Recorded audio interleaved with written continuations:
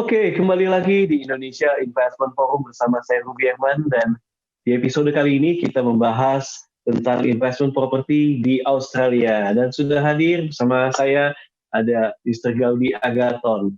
Oke, di segmen sebelumnya kita bahas bagaimana tentang prosedur untuk pembelian khususnya untuk kredit, ya kredit pemilikan, dan ini kan pembeliannya di dua negara, antara dua negara ya, orang Indonesia yang ingin menginvestasikan, membeli properti khususnya apartemen ataupun landed house di Australia dan menggunakan program kredit. Nah, Bro, bisa di-sharing nggak? Tadi kan yang dilihat bagaimana laporan pajaknya ya. Nah, selain itu apalagi Bro syarat-syaratnya untuk bisa disetujui atau di-approve untuk melakukan pembelian? Ya, selain itu memang rekening korannya sih, dan juga penghasilannya yang dilihat.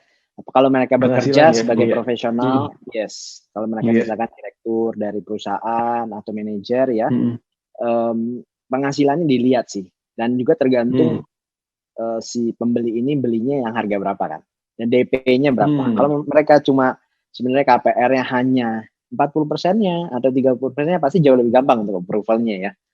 Tapi memang minimal DP yang harus disiapkan adalah 30%. Itu minimal. Sama ya, mirip-mirip sama Indo kali ya.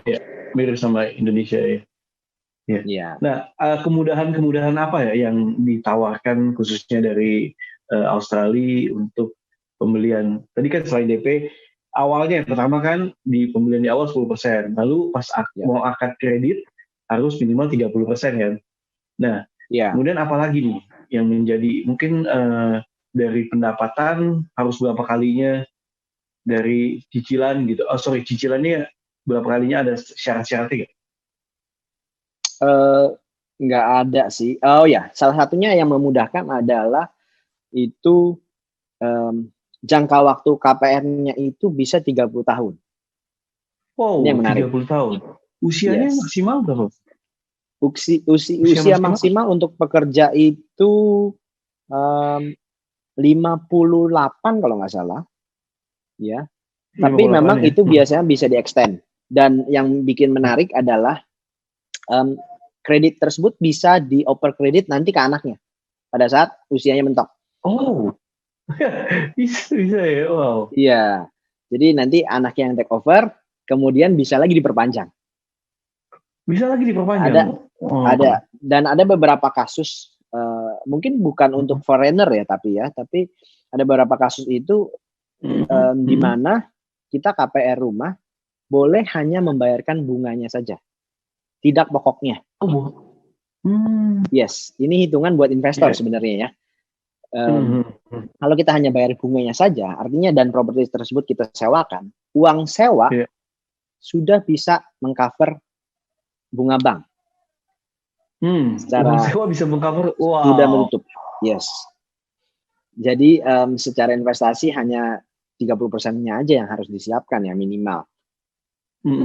Sisanya biar si penyewa yang membayar cicilannya, bukan cicilan, bunganya saja. Pokoknya masih ada. Oke, itu yang terjadi ya. Ya, nanti pembayaran pokok. Jadi nanti pembayaran pokoknya itu bisa dibayarkan pada saat dia mempunyai uang, mau dilunasin full, atau nanti pada saat dia jual. Dimana pada saat dia jual kan sudah, asumsinya sudah naik ya, mungkin sudah naik 2 kali lipat. Jadi dia ada keuntungan dari situ. Rata-rata kenaikan investasi properti khususnya di Australia berapa persen sih, Bu, per tahun?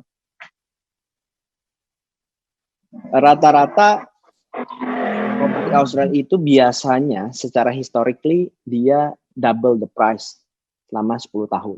Jadi memang karena tadi saya bilang politicalnya stable, ekonominya stable, jadi kenaikannya itu biasanya setelah 10 tahun atau ya 10 tahun lah rata-rata ya, dia price-nya double. Misalkan kita beli 5M ya, nanti 10 tahun lagi price-nya menjadi 10M. Jadi rata-rata sih sebenarnya 10%-an. Ya kalau kita pukul rata ya, tapi ada mungkin Bro Ruby juga tahu lah, ada saat-saat di mana properti itu naiknya tiba-tiba. Dia naik bisa 20%, 25%. Nah, kita harus lihat timingnya di mana kita enter market tersebut. Dan location-nya juga ya. Yes, location pasti itu udah rumus nomor 1 lah ya, location. Iya. Oke, nah bicara soal produk nih. Nah, sekarang yang lagi favorit nih apa nih? Yang sedang lagi diminati oleh banyak orang apa nih bro? Mungkin ada yang mau sharing? Iya, ini ada produk yang sedang sangat bagus sekali untuk bisa dilihat ya. Saya bisa screen share ya di sini ya. Oh boleh bisa screen share. Oke. Nah, Bro Wow, Rudy ini bisa kelihatan ya. Nah, ini apartemen di CBD di Melbourne. Ya. Apartemen di di Melbourne ya. Iya. Melbourne, dan ini sebentar saya zoom dulu ya. Ini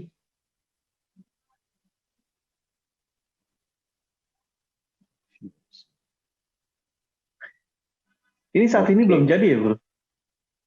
Ini saat ini sudah jadi, mau serah terima bulan Agustus ini mau serah terima. Bulan Agustus ya? Iya, betul. Ini masih 3D renderingsnya ya. Adanya di CBD Melbourne di South Bank. Ya, kalau Melbourne itu kotanya unik. Dia ada 3 university di situ. Ada Victoria University, ada RMIT, dan juga Melbourne University. Adanya semuanya di CBD. Jadi lokasi ini sangat dekat sekali. Nah, Ruby bisa lihat ya. Ini ada tamannya, taman di luarnya. Iya. Ya, ini lobbynya. Project ini namanya Melbourne Square. Melbourne Square. Oke. Konsepnya apa nih? Ini apartemen dan juga ada small retail di bawahnya. Small retail ya. Retailnya ya. Retailnya cuma 3 lantai. Ya, dia ada 2 tower. Yang menarik dari project ini adalah karena selain lokasinya di CBD dan dekat dengan university, dekat dengan Crown Casino yang terkenal di sana, Crown Casino, Bro, untuk entertainment-nya. Casino ya. Iya. Nah, yang menarik adalah salah satunya dia dapat 2 view ya. View-nya itu satu ke city, satu lagi dia view-nya ke laut. Ya ini Bro, bisa lihat yang ini ya, ke laut ya. Nah ini kota Melbourne pada saat malam. Nah proyeknya yang ini nih. Untuk transportasi sendiri juga ini sangat strategis ya. Di sini nomor 1 transportasinya pakai kaki sendiri Bro. Kemana-mana dekat. Kaki sendiri ya. Iya. Jadi bisa jalan kaki sebenarnya. Ke university dekat banget ya, Victoria tadi. Ke university agak jauh sih kalau memang jalan ya. Jadi yang bikin unik itu Melbourne memiliki transportation system yang sangat baik. Ya. Dia ada tram gratis di CBD-nya. Ada tram gratis. Jadi, ya. Iya, sekitar CBD itu gratis, on and off gratis.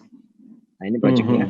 Kemudian bus juga ada, ya. Tapi memang preferred way of transportation di Melbourne sendiri nomor 1 adalah tram untuk di CBD-nya dan juga walking ya. Walking. Iya, tapi tram lah karena gratis dan juga sangat convenient. Nah, tram station-nya itu nggak jauh. Tram station ini kalau bisa lihat Bro ada di walking distance. Within walking distance, cuma 1 blok, jalan kaki cuma 1 blok. Ya, jadi beda 1 apartemen building ya. Nah, ini view yang didapatkan dari apartemen ini. View-nya laut dan juga city ya. Iya, ada 2. Dan di Melbourne sendiri di CBD-nya itu kan ada yang ada Yarra River ya, ada river di tengah-tengahnya. Jadi memang dapat view airnya itu 2, 1 laut, 1 river, 1 city. Oke. Nah, untuk produk sendiri ini jadi ready di bulan Agustus ya, di tahun ini ya. Dia ada 2 fase. Sebagian memang sudah. Iya, sebagian memang sudah serah terima nanti di bulan Juni. Kemudian ada fase 2 yang jadi level-levelnya beda gitu loh. Ada juga yang nanti akan serah terimanya di bulan Agustus dan juga bulan September tahun ini. Oke, untuk berapa square meter yang dipasarkan untuk, maksudnya apa di studio, one bedroom? Yes. Standarnya itu one bedroom, two ya? bedroom, three bedroom. Ya, cuma ada 3 itu. One bedroom starting from? One bedroom itu starting from 50 square meters. 50 square meters ya? Yes. Dan ini two bedroom, harganya kurang lebih 5M. Harganya kurang lebih 5M ya? Iya, untuk yang 50 square meters ya, starting ya. Kemudian two bedroom itu 80 square meters kurang lebih. Harganya kurang lebih 7-8. Tergantung speknya. 7-8. Dan luasnya nanti. Yang three bedroom itu sudah lebih dari 10M. Itu biasanya antara 100-an square meters lah. 100-an ya? Iya. Harganya itu di atas 10. Sama ya, cara pembayarannya seperti itu ya? Cara pembayarannya sama. Dan tapi pada saat ini ada promo-promo dari developer di mana diberikan rebate biasanya. Rebate itu artinya cashback ya kalau di Indonesia ya. Cashback ya? Iya, cashback 5% yang diberikan oleh developer. Ya, cashback itu untuk apa? Untuk bayar pajak sebenarnya. Pajak pembelian. Untuk bayar pajak. Iya, jadi lumayan tuh. Pajak pembelian lumayan mahal. Untuk lokal itu udah kena 5%, jadi harus bayar 5%. Untuk foreigner harus bayar additional 7%. Oh, bayar 7%. Wow. Iya, jadi total 13%. Total 13% ya.